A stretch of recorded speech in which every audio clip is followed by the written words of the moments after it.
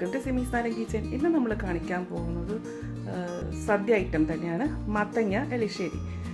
ഇത് നല്ല എളുപ്പം ഉണ്ടാക്കാൻ പറ്റുന്ന ഒരു സൈഡ് ഡിഷാണിത്. അപ്പോൾ ഇത് എങ്ങനെയാണ് ഉണ്ടാക്കുന്നത് നോക്കാം. മത്തങ്ങ എലിശ്ശേരി ഉണ്ടാക്കാൻ വേണ്ടിയിട്ടതാ ഞാനിവിടെ മത്തങ്ങ എടുത്ത് വെച്ചിട്ടുണ്ട്. എന്താ ഈ ഇത്ര വലുപ്പമുള്ള മത്തങ്ങയായിട്ട് എടുത്തിരിക്കുന്നത്, പക്ഷേ രണ്ട് ഇത് അത്രയേ ഉള്ളൂ കേട്ടോ. അപ്പോൾ ഇനി ഇതെന്താ ചെയ്യേണ്ടത് വെച്ചാൽ ഇതിൻ്റെ തൊലിയെല്ലാം കളയുക. ഇതിൻ്റെ കുരുവെല്ലാം കളഞ്ഞ ശേഷം വലുതായിട്ടോ ചെറുതായിട്ടോ എങ്ങനെ വേണമെങ്കിലും മുറിക്കാം കേട്ടോ. മത്തങ്ങ എങ്ങനെ അരിഞ്ഞാലും പെട്ടെന്ന് തന്നെ വെന്ത് വരും. ഇത് കണക്കെ അരിഞ്ഞെടുത്തിട്ടുണ്ട്. 2 ടേബിൾ സ്പൂൺ വൻപയർ, അത് ഞാൻ കുക്കറിലിട്ട് വേവിച്ചതാണ്.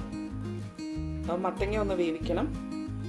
അതിനായിട്ട് ഞാൻ മറ്റേ വൻപയർ വേവിച്ചല്ലോ, അപ്പോൾ അത് വൻപയർ മാറ്റിയതിന് ശേഷം മറ്റേത് കുറച്ച് വെള്ളം ഉണ്ടായിരുന്നു. ആ വെള്ളം കളഞ്ഞിട്ടില്ല. ചില പയറിന് എല്ലാ വൈറ്റമിൻസൊക്കെ ഇതിൻ്റെ അകത്തല്ലേ കിടക്കുന്നത്. അപ്പോൾ നമ്മൾ കളഞ്ഞു കഴിഞ്ഞാൽ അതൊക്കെ പോയില്ലേ. അപ്പോൾ ഞാനുകൊണ്ട് ആ വെള്ളം കളഞ്ഞിട്ടില്ല. ആ വെള്ളത്തിലേക്ക് തന്നെയാണ് മത്തങ്ങ ഇടുന്നത്. കുക്കറിലൊക്കെ ഉണ്ടാക്കുമ്പോഴത്തേക്ക് മത്തങ്ങ എങ്ങനെ ഏത് ഷേപ്പിൽ വേണമെങ്കിലും അരിയാട്ടോ. അപ്പോൾ മത്തങ്ങ എന്തായാലും നമുക്ക് ഉടച്ചെടുക്കാനുള്ളൂ. അപ്പം ഇന്ന ഷേപ്പിൽ തന്നെ വേണമെന്നൊന്നുമില്ല കേട്ടോ. അപ്പോൾ ഓരോ നാട്ടിലും ഓരോ സ്റ്റൈലിലാണ് മത്തങ്ങ അരിയുന്നത്. അപ്പോൾ എൻ്റെ വീട്ടിൽ ഇപ്പോൾ എറണാകുളത്തൊക്കെ ആണെന്ന് വെച്ചാൽ മമ്മി അരിയുമ്പോഴത്തേക്ക് നല്ല പൊടിയായിട്ട് നമ്മൾ പച്ചടിക്കൊക്കെ അരിയുന്ന പോലെ മമ്മി അരിയില്ലേ. അതേസമയം മുല്ലേൻ്റെയൊക്കെ വീട്ടിൽ മലപ്പുറത്ത് എങ്ങനെയാണെന്ന് വെച്ചാൽ കപ്പയൊക്കെ ഉതച്ചിടത്തില്ലേ, അതുകൂട്ടാണ് അരിഞ്ഞിടുന്നത്. ഇതിലേക്ക് കുറച്ച് ഉപ്പ് ചേർക്കാം, കുറച്ച് വെള്ളം, ഒരുപാട് വെള്ളം വേണ്ട, കുറച്ച് മതി. ഇനി ഇതൊന്ന് വേവിച്ചെടുക്കാം. ഇനി ഇതിലേക്കൊരു അരപ്പുണ്ടാക്കണം. അതിനായിട്ട് 1/2 കപ്പ് തേങ്ങ, ഒരു നുള്ളി ജീരകം, ചെറിയ ജീരകമാണ്, 1 ടീസ്പൂൺ മുളക് പൊടി, ഇത് സാധാ മുളക് പൊടിയാണ്, ഒരു ഉള്ളി, ഒരു വെളുത്തുള്ളി.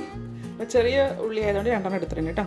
അപ്പോൾ ഒരു വെളുത്തുള്ളി, ഇത് അരയ്ക്കാൻ പാകത്തിന് വെള്ളവും കൂടെ ഒഴിച്ചിട്ട് ഇത് നല്ല പോലെ അരച്ചെടുക്കുക കേട്ടോ.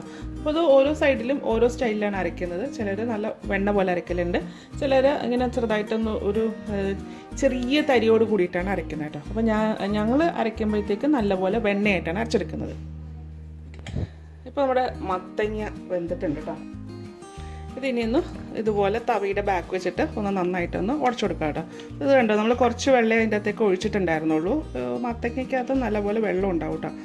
ഇതാ ഇതുപോലെ ഒന്ന് ഉടച്ചതിന് ശേഷം ഇതിലേക്ക് നമ്മൾ വേവിച്ച് വെച്ചാൽ പയർ ഇറക്കാം.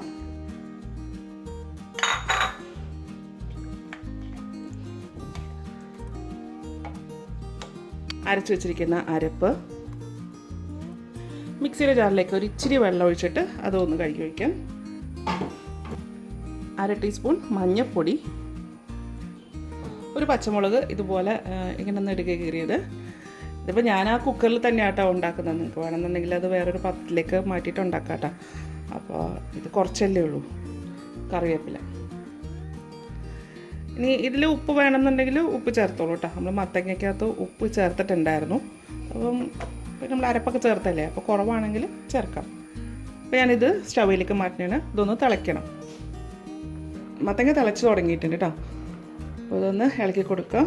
അതുപോലെ നമ്മൾ മത്തങ്ങ എലിശ്ശേരി ഉണ്ടാക്കുമ്പോഴത്തേക്ക് നല്ല പഴുത്ത മത്തങ്ങ എടുക്കാൻ നോക്കൂ കേട്ടോ. അപ്പോൾ ഈ എലിശ്ശേരിക്ക് ചെറിയൊരു മധുരം വേണം. അപ്പോൾ എനിക്ക് കിട്ടിയിരിക്കുന്ന മത്തങ്ങയ്ക്ക് മധുരം ഒട്ടുമില്ല, അത് പഴുക്കാത്ത മത്തങ്ങയായിരുന്നു. അപ്പോൾ അങ്ങനെ വരുമ്പോൾ ഞാൻ ചെയ്യുന്നത് പഞ്ചസാര ചേർക്കും കേട്ടോ. അപ്പോൾ ഇതൊട്ടും മധുരമില്ലാത്തതുകൊണ്ട് ഞാൻ 1 ടേബിൾ സ്പൂൺ പഞ്ചസാര ചേർക്കുന്നുണ്ട്. സ്റ്റൗവിൻ്റെ ഫ്ലെയിം ഒന്ന് കുറയ്ക്കാം. ഈ പഞ്ചസാര വേണ്ട, ശർക്കര മതി എന്നുണ്ടെങ്കിൽ ശർക്കര ചേർക്കാം. പക്ഷേ കറുത്ത ശർക്കര ചേർക്കരുത്, മഞ്ഞ ശർക്കര ചേർത്തേച്ചാൽ മതി കേട്ടോ. എന്നുവെച്ചാൽ കറുത്ത ശർക്കര ആകുമ്പോഴത്തേക്ക് ഇതിൻ്റെ കളറങ്ങ് മാറിപ്പോവും. അപ്പോൾ അതായത് നന്നായിട്ട് തിളച്ചു.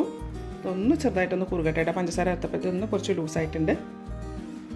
അപ്പോൾ ഈ മത്തങ്ങയിലെ വെള്ളമൊക്കെ ഒന്ന് വറ്റിയിട്ടുണ്ട്. അപ്പോൾ ഈ ഒരു പരുവം അത് തണുത്ത് കഴിയുമ്പോൾ ഇതെന്തായാലും ഒന്ന് കുറുകി വരും കേട്ടോ. അപ്പോൾ നമുക്ക് മത്തങ്ങ വെച്ച് മാത്രമല്ല ചേന വെച്ചിട്ടും പിന്നെ പച്ചക്കായ വെച്ചിട്ടും ഇതുപോലെ എലിശ്ശേരി ഉണ്ടാക്കാം കേട്ടോ. അപ്പോൾ ഇതൊന്ന് മാറ്റി വെക്കാം. നമുക്ക് ഇതിൻ്റെ അകത്തേക്ക് ഇനി വറുത്തിടാനുണ്ട്. അതാണ് ഇതിൻ്റെ അകത്തെ മെയിനായിട്ടുള്ള ഇൻഗ്രീഡിയൻറ്റ്. ഇനി എലിശ്ശേരിയിലേക്ക് വറുത്തിടാൻ വേണ്ടിയിട്ട് കുറച്ച് വെളിച്ചെണ്ണ, ഏകദേശം ഒരു 3 ടേബിൾ സ്പൂൺ വെളിച്ചെണ്ണ ഞാൻ ഒഴിച്ചിട്ടുണ്ട് കേട്ടോ. 1/2 ടീസ്പൂൺ കടുക്,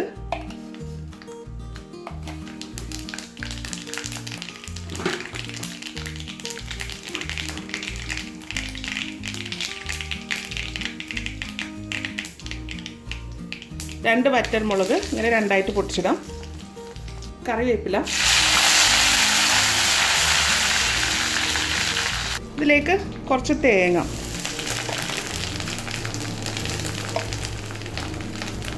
അപ്പോൾ ഇതിൻ്റെ അകത്ത് ഒരു മെയിൻ ഇൻഗ്രീഡിയൻ്റ് ആണ് ഈ തേങ്ങ വറുത്ത് ചേർക്കുക എന്നുള്ളത് കേട്ടോ. അപ്പോൾ അതുപോലെ തേങ്ങ ഇച്ചിരി അധികം കിടക്കണം. ഏകദേശം ഞാനിപ്പോൾ 1 കപ്പോളം തേങ്ങ അതിൻ്റെ അകത്ത് ചേർത്തിട്ടുണ്ട്. ഇനി ഇത് ഒന്ന് മൂക്കിയാൽ വറുത്തെടുക്കാം. ഒരു ബ്രൗൺ നിറം തന്നെ ആകണം. നമ്മൾ വറുത്തരയ്ക്കാനൊക്കെ വറുക്കത്തില്ലേ, അതുപോലെ തന്നെ നല്ലപോലെ വറുത്തെടുക്കുക. അപ്പോൾ ആ മത്തങ്ങ എലിശ്ശേരിയുടെ ടേസ്റ്റ് എന്ന് പറഞ്ഞു കഴിഞ്ഞാൽ ഈ തേങ്ങ വറുത്തതിൻ്റെയാണ്. അതാണ് ഞാൻ നേരത്തെ പറഞ്ഞത് ഇതിൻ്റെ അകത്തെ മെയിൻ ഇൻഗ്രീഡിയൻ്റ് എന്നത്. മറ്റേ വെറുതെ മത്തങ്ങയും പയറും കൂടി ചേർത്ത് കഴിഞ്ഞാൽ അത് എലിശ്ശേരി ആകുന്നില്ല. ഇതാകുമ്പോഴേ തേങ്ങ വറുത്ത് ചേർത്താലേ എലിശ്ശേരി ആകത്തുള്ളൂ. നമ്മൾ വെച്ചിരിക്കുന്ന ഈ തേങ്ങ ഒരു ബ്രൗൺ നിറമായിട്ടുണ്ട്. നമുക്ക് ഓഫ് ചെയ്യാം. എന്താ വെച്ചാൽ ചീനിച്ചട്ടിയില്ല നമ്മളിത് ഉണ്ടാക്കുന്നത്. അപ്പോൾ ആ ചീനിച്ചട്ടിയുടെ ചൂട് കൊണ്ട് ഇത് വീണ്ടും ഒന്നും കൂടെ ഒന്ന് മൂത്ത് വരും കേട്ടോ. അപ്പോൾ നല്ല ബ്രൗൺ ആകാൻ നിൽക്കേണ്ട, ചെറിയ ബ്രൗൺ നിറ. ഇപ്പോൾ ഏകദേശം ഈ ഒരു ബ്രൗൺ നിറമൊക്കെ ആകുമ്പോൾ തന്നെ സ്റ്റവ് അങ്ങോട്ട് ഓഫ് ചെയ്തേക്കും കേട്ടോ. അപ്പോൾ അതിൽ കിടന്നിട്ട് ബാക്കിയും കൂടെ അങ്ങോട്ടേക്ക് മൂത്തോളൂ. ഇനി ഇതിപ്പോൾ നമുക്ക് എലിശ്ശേരിക്കകത്തോട്ട് ചേർക്കാം. ആ ചൂടോടുകൂടി തന്നെ ഇതിലേക്ക് ചേർക്കാം കേട്ടോ. എന്നിട്ട് ഇതൊന്ന് യോജിപ്പിക്കാം.